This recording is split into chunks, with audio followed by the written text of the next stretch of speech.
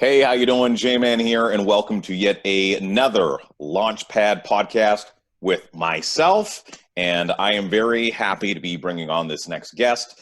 We're actually going to have our little origin story that we're going to talk about in just a little bit, how we met, because I think I know, and I'm pretty sure with the background that you have as a VA that you're probably a little bit more likely to retain that information than myself. She is big in the mental health community. She has her very own podcast called Real Life with Laurie, and she also has the Better Normal Summit starting this Thursday, and I'm really interested to dig into that a little bit later on, and I love the story behind how that came to be. So welcome to the program, Laurie Miggins. Thanks so much, J-Man, for having me on the show. I really appreciate it, and following Tanis is such an honor, so thank you for having me. Oh, absolutely no problem. Also want to give a huge shout out to my sponsor, Gallant Media, made this shirt. Fuck COVID. I can say that. It's my podcast. Also, Master Mandatory. Check this out. Have you seen this one on me yet? It's a kiss mask. Yeah, look at that. Well, Rolling Stones. Incredible. Rolling Stones. Same thing. Same thing. Big rock band. Big rock band. So anyways, gallantmedia.ca. Hit me up, and I'll make sure that you get yourself some sweet swag. So, Laurie, I believe we met at Collab Space, yes? At maybe one of the network, no? I met you a long time before that. That's probably where we had the better connection and actually when we got to know each other. But I've followed you a little bit before that, and you and I have connected a few times through different local events, but I never got on your radar until I joined the entrepreneur community and started getting in your face more. In my face more. And that's wild because, you know, I spent most of my career as a radio broadcaster, and as far as the networking and entrepreneurial spirit and all that kind of stuff, I really didn't have it. So how long have you been doing your own thing as an entrepreneur now? You're a virtual assistant. That's your main gig. When did you go into business for yourself? And feel free to give yourself a plug. No problem. So as a virtual assistant, that just basically means that I kind of fill the holes for different smaller businesses or, independent contractors. If they don't have time to work on their customer service or they don't have time to work on their administration things, I jump in and I take care of like things from data entry to graphics to social media, which a lot of entrepreneurs don't even want to have to worry about it. So that's when they hire people like me. And it's it's a great career and it's a lot of fun. The intimate relationship, that sounds naughty, but the closeness that you have with your with relationships that you have with your clients as a VA, because you're involved in every aspect of their business, plus in their personal life because you're in their social media accounts. You get to know them really well, and they have to have that deep trust in you not to be like, oh, I know what so-and-so did with so-and-so last night. So, yeah. Right. Gives you some leverage when you're looking for a raise, maybe. Maybe. Well, I've used Laurie a little bit myself, like off the books, off the record. She's been an incredibly helpful and valuable tool just in regards to helping me with this podcast. When you take a look at the graphics and things of that nature, I actually had the chance to sit down with Laurie for a little bit, and she imparted her wisdom on myself. So I'd like to thank you for that. Is there somewhere that you want people to look for you online in regards to hiring you for VA services? Do you have any openings? Not currently. That's the one thing I've been really, really fortunate about with my with the community that we are in the entrepreneur world. Like in different local groups and stuff, I actually have a little bit of a waiting list that I'm trying to really niche down with it, and I'm making time now for the mental health speaker and building up and blowing up the Real Life with Laurie and stuff. So if there is somebody that's in dire help that I have the select expertise in, I'm willing to do a couple hours here and there for. But really, I already have my favorite clients, and they help me pay my bills. So I'm a pig in mud right now. Laurie Miggins is too busy for you. Sorry, misinformation. Too busy for you. And that's the greatest type of business. That's the most amazing problem to have. Exactly. If you're an entrepreneur. Honestly, yeah. Yeah. Okay. So I want to talk mental health. That is the reason why I have you here. And believe it or not, when I started this podcast, the last thing that I wanted to do was talk about COVID at all. The whole reason why this ended up being video is because I couldn't have people do In person. in person. Thank you. So I quickly found that while trying to have these conversations, inevitably COVID was going to come into it some way, shape, or form. Mm-hmm. Right. And it's had a wide range of effects on a whole bunch of different people. And I really thought, you know what, I think the best way that I can serve my public and my audience is to give people the tools that would be necessary, not just in the everyday environment, but somewhat the personified environment that we're living in right now. So there's a lot of people that are in close quarters that usually aren't. There's some people spending maybe a little bit less time at home with the family. And where do you find that mental health became, number one, something really important for you? This is very roundabout. Right? And why it was really important for you to share with others? So I have a long history of being crazy. I get to call myself that because I have the hospital papers to certify it. But I mean, I've always had issues with depression or self-esteem and stuff. And it was not properly diagnosed until my second suicide attempt in my early 30s. And I really had a lot of trust issues about opening up to even like my parents and my loved ones and my husband at the time and friends about what was going on with my head and what was going on with like me and why I was out of control. I was literally out of control and with my drinking and stuff.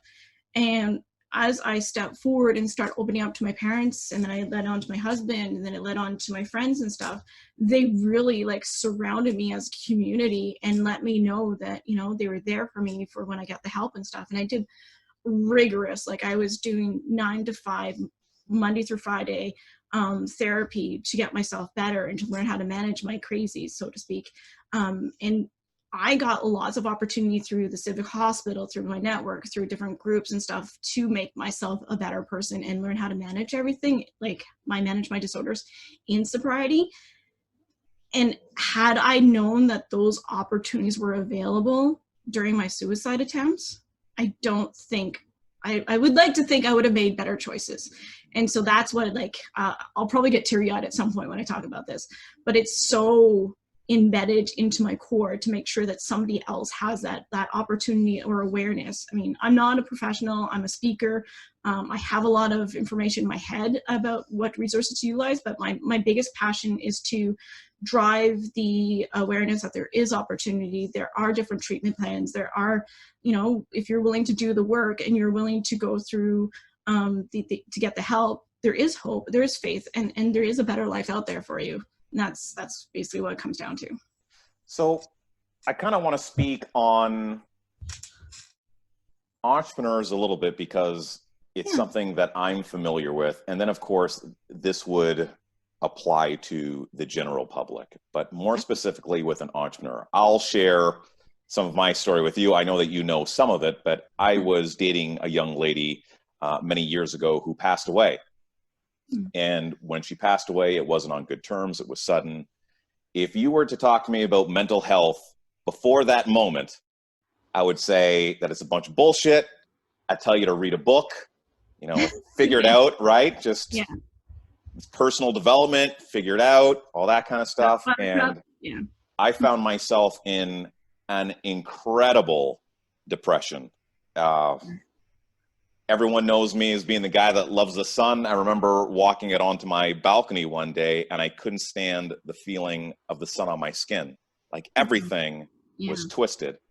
It was very difficult for me at the time to share that with my public because as being an entrepreneur, you want to have a strong posture.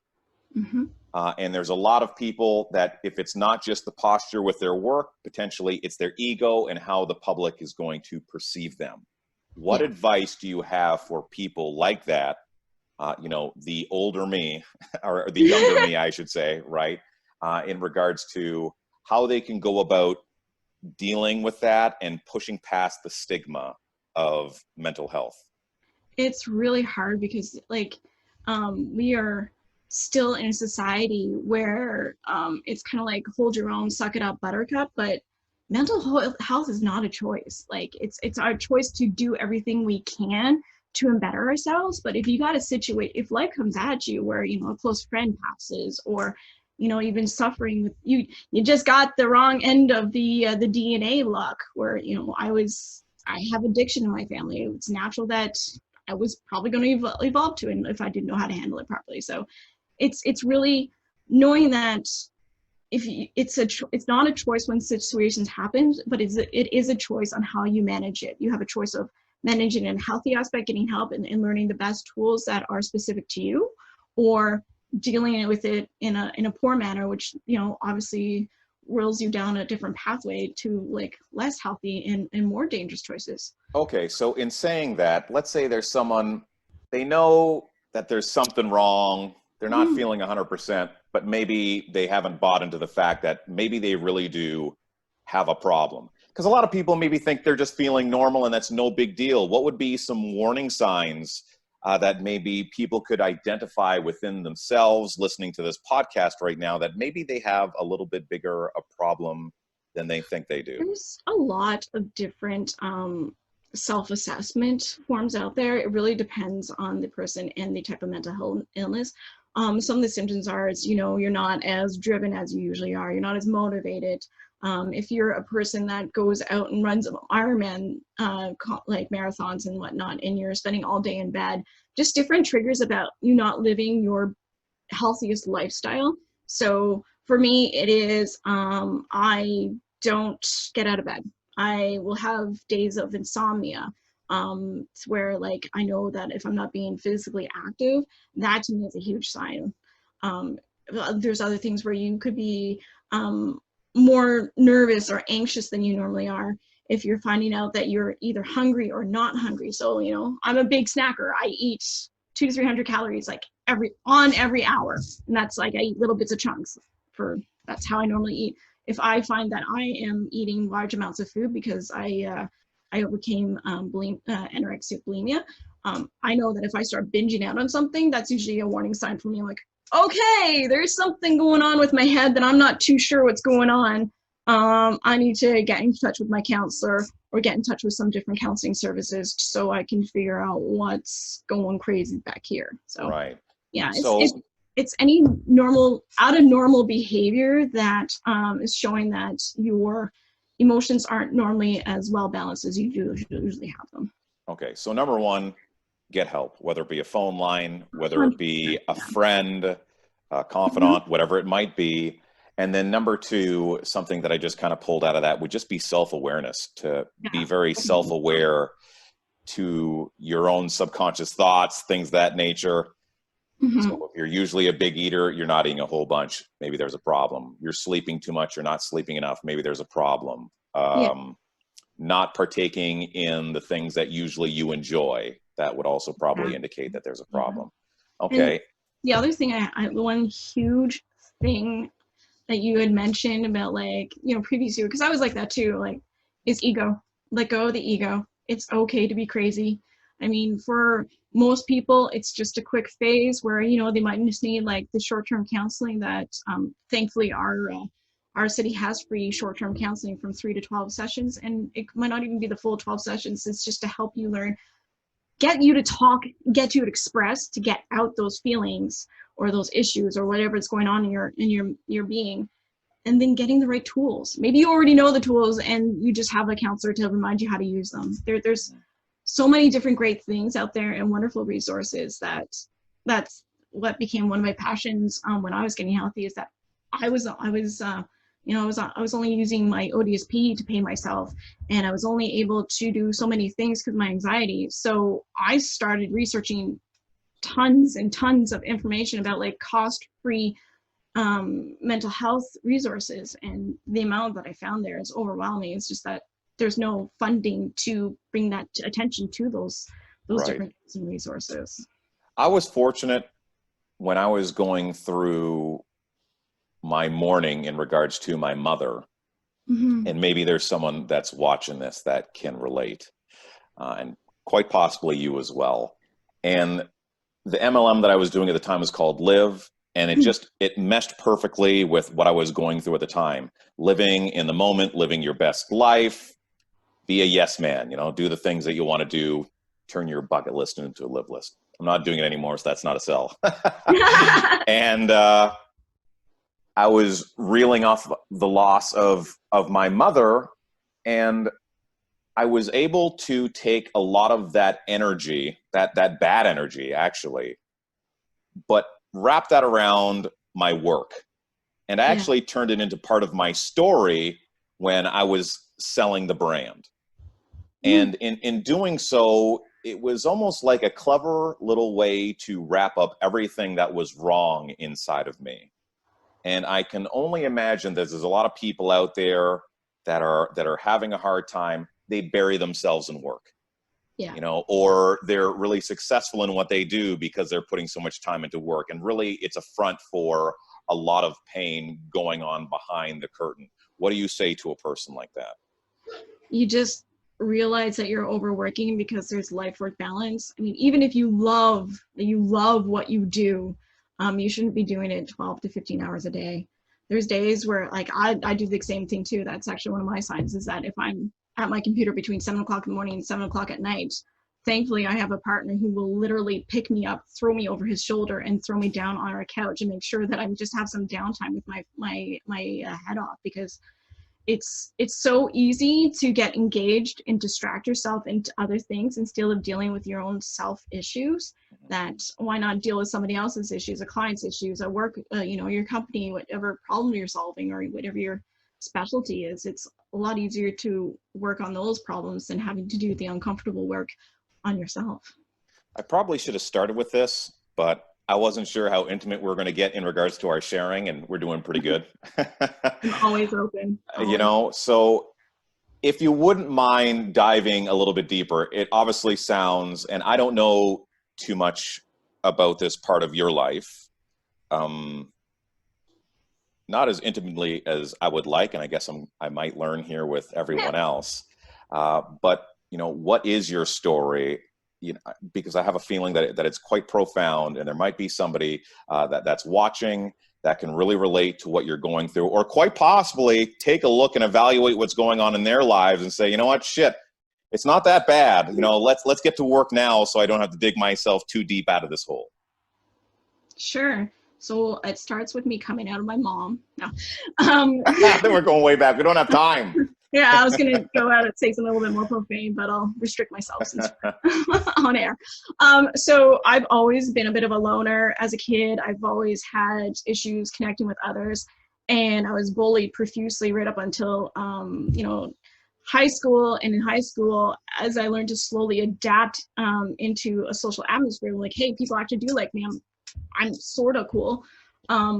I also learned what alcohol was, and alcohol brought out what I thought was the best of me. So, I mean, I was drinking since the age of 15 to help me with manage my emotions and helping me manage with a social atmosphere. And then when I was 18, I was raped, and that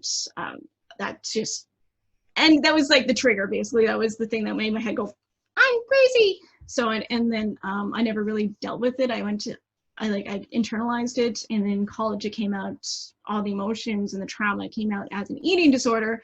And my dad at that point, like, I had lost close to 100 pounds and I was a stick. He's like, what the fuck is going on with you? And I just broke down and I told him everything. So I'm getting emotional. And so that was my first time of experiencing that support system and experiencing what healthy living could do, because after I went to the Hopewell Center in Ottawa for the eating disorders, and I really started practicing what was it about and how to manage myself in eating and getting a healthy relationship, and learning, because I never really barfed or anything from my bulimia. I spent like 5 to 6 hours daily in the gym and learning how to have a healthy relationship with the gym. That was my first experience of how to live healthy. So I gained that, and then I got out of routine and I started drinking again as I got, moved up in levels in life. And it got to the point where I was living downtown with my fiance at the time and my best guy friend. And I went back to old routines where I internalized everything, kept drinking. And then my daughter came along after all, you know, the development of everything. And then I'm like, I can't keep doing this. Like I need her to not be like me. And so I that was my start of trying to be sober, but it was hard after 20, like 10, 15 years of drinking, or however long it was. So I fell off that wagon. I tried multiple 12-step programs. They weren't, I just couldn't connect with them. I tried different, you know, self-help and counseling. Nothing really connected the dots. And it got to the point where I was cheating on my husband. I was drinking. I was, you know, anything that you hear typical alcoholics do. I definitely tried it. The only thing I didn't try is anything hard drugs, but I got to the point where it all, like, I'd done so many terrible things that I ended up in a hotel room after cheating on my husband. He came with my dad after me swallowing some pills, and they brought me to the hospital. It's all kind of a phasing memory from help there. Scenario phased over another year, same kind of scenario. And then it was there that they properly diagnosed me because they thought I was borderline, and I don't know, they thought it was a whole bunch of different things. And my proper diagnosis is borderline personality with general anxiety disorder. And that's when I got, like, I did the rigorous therapy and stuff. But my husband and I finally came to terms that we weren't meant to be. We were the best of friends, and we love each other so much, and he gets along with my partner now. Like, he is part of our family. He practically lives here sometimes. But it was through him supporting me while we were separating, and my parents really being the fallback for me, that I ended up just finally taking a chance of getting sober properly after like a really bad month of drinking. And it's been kind of like step by step from there. I always say, and this is not to minimize anybody's problems that might be listening to the podcast right now, but I usually use this analogy of, 10 people at the table, you're one of 10, and everyone puts their problems in the middle of the table. You think your life sucks and there's a lot of trouble and, oh my God, what am I going to do? And 9 times out of 10, you'd be happy to take your problem back off the table and leave with it. Hopefully deal with it. But no matter what you're going through, no matter how horrible your story is, there's somebody out there that's going through the same or something worse. 100%. So number one, just practicing gratitude. I say that a million times, just be grateful sometimes even for the problems that you do have. Because in doing so, I'm assuming that helps you get through them.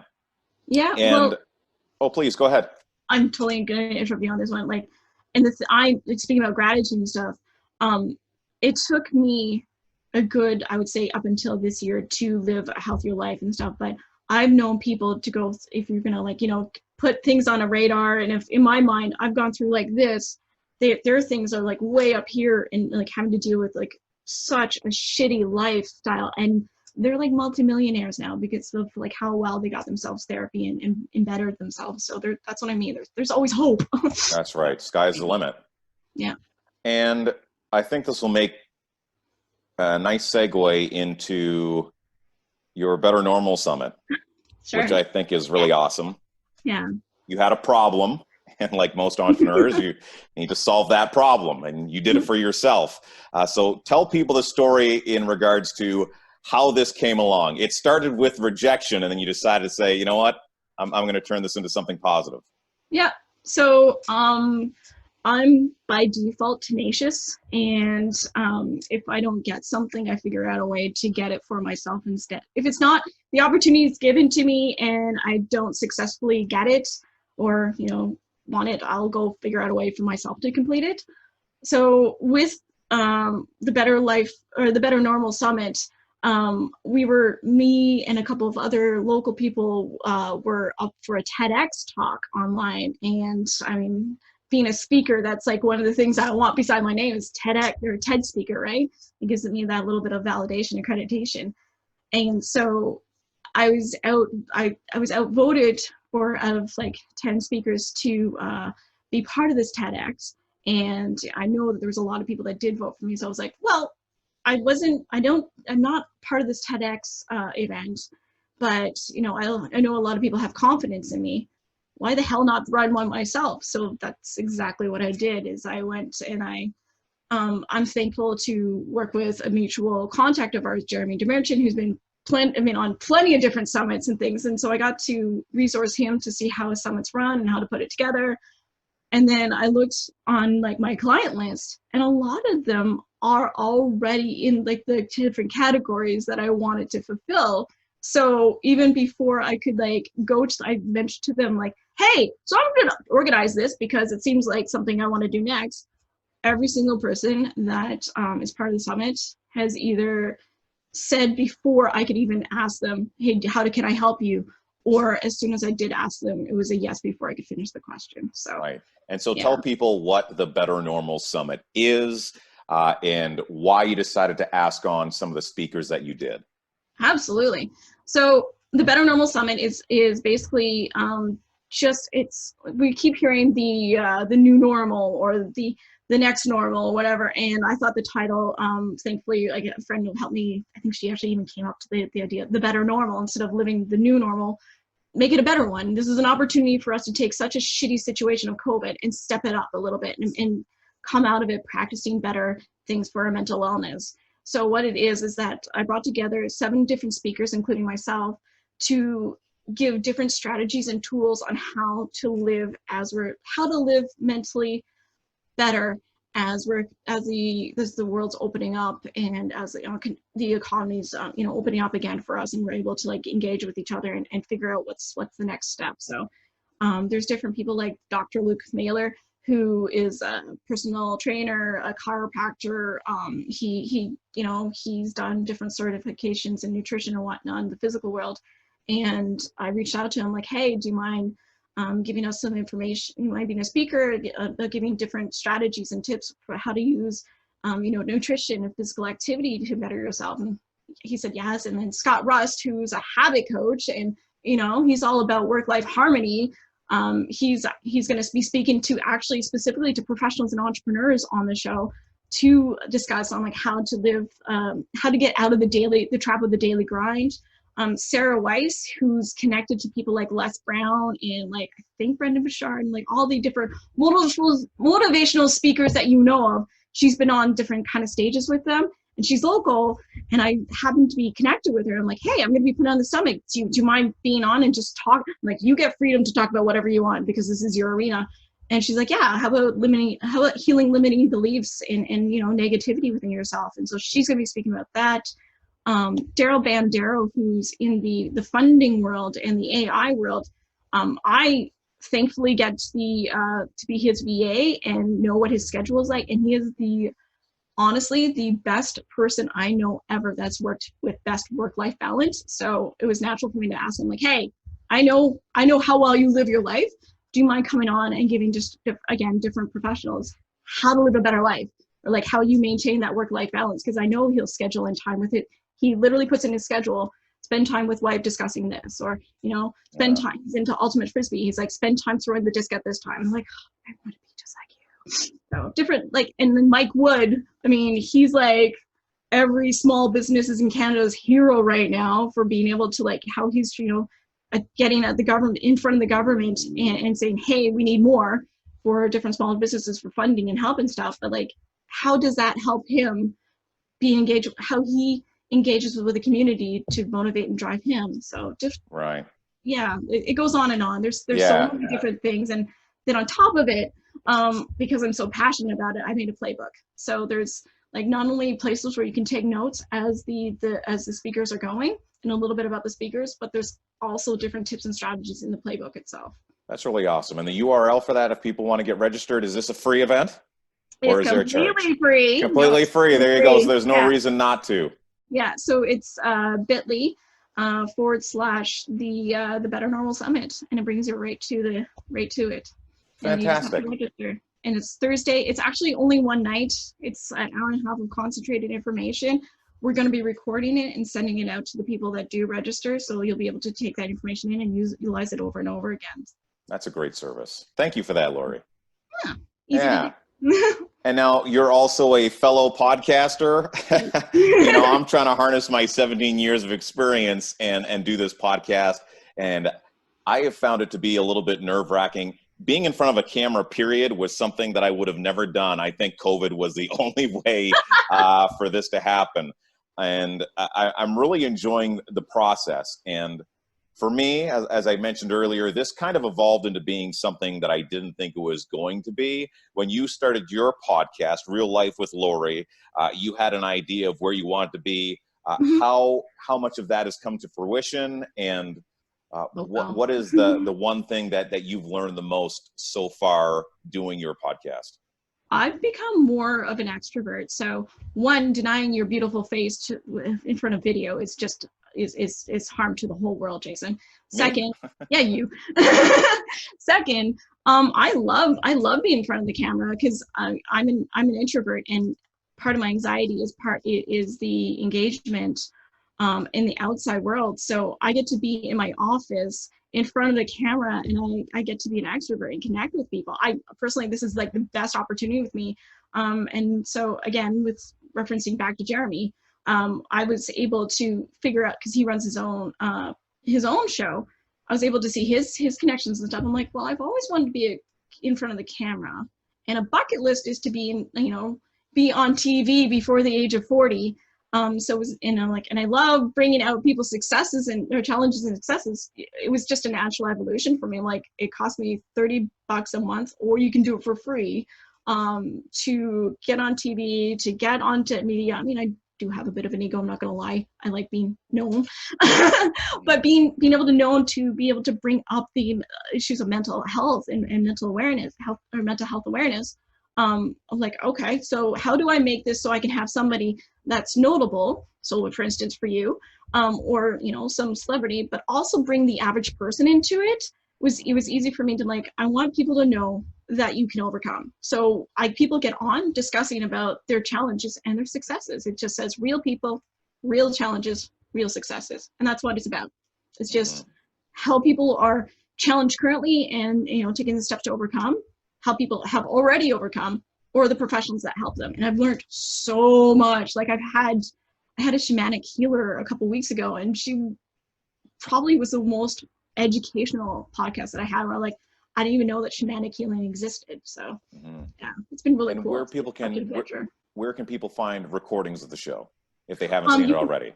Yeah, it's on reallifewithlaurie.com or lauriemiggins.com. Right. And then, of course, you do this weekly. It's episodic. So where can people find you in regards to catching the live broadcast that you do every week? Live? It's in the Real Life with Laurie Facebook group, and I'm the one admitting things, and it's just a public group that you can go and catch the episode. We're Tuesdays at 1:00. However, I have a huge mentor of mine coming on, and he can only squeeze me in next Thursday. It's Michael Brody Waite. He's like, his TED Talk caught about 1.7 million views so far. Wow. And yeah, I'm a big fangirl of him. I even emailed him. I'm like, I'm on here doing this. Oh my gosh, I'm so excited. And I probably was a little too creepy, but right, posture out the window. It's like part of my charm. No posture. Oh, that's awesome. So what time can people look for that one? That is 1:00 next Thursday. Okay, so that 1:00. Same day. This Thursday. Yeah. Okay. Thursday the 16th. Yeah. Right. Okay, good. Because yes, I'm recording this on a Sunday before the new week. Fantastic. I always have a hard time keeping track of all this stuff. That's the magic of technology. It is. Did you know, and you probably didn't, the last year that I was in radio, our morning show was coming in from Florida. No. Crazy? Yeah, like news would come in from, that would be local, I believe. Our traffic would come in from Toronto. We had a morning show coming in from Florida. It's ridiculous. That's just the way that the world is going. And more so now with COVID. Everyone's going to be starting to work remotely, etc. Yeah. And I guess, you and I will be making our millions with our podcast, so it's no big deal, right? We ain't got nowhere to go. You're virtual anyways. Yeah. So for me, more so. Well, Laurie, thank you so much for taking time to talk with me today. Number one, for just being so Laurie, which is awesome, which is raw, which is transparent and honest. And without those qualities, I don't think that people can relay the importance of a message the way that you do. Because You Yeah. come from what, you know, from a background that's obviously that's been difficult. Uh, can I say you've overcome? Am I allowed to say that? You're I'm overcoming, but I've still got lots of growth to do, and that's the exciting part of it. It's being able right. to It's kind gain of like more. with alcoholism, like, you know, you're always an alcoholic. So but you know, Absolutely. you're getting better each and every day. I'd like to thank you for your friendship and being there for me when I need an ear, you know, I and you've been great that appreciate way. you too. And please, for the listener, for the viewer, to check out the Better Normal Summit. And if you have problems with mental health and you haven't shared it with somebody, Laura, would you mind if someone was to reach out to you? Oh, and that's what I mean. That's like, Right. especially, if they're in Canada or local, I know all the resources. I'm not I'm a resource. I have peer to peer that I've got a, 2 ears to listen, but I can at least, flip you a couple links to get to the next step. And that step might lead to the proper help. So, Okay. yeah.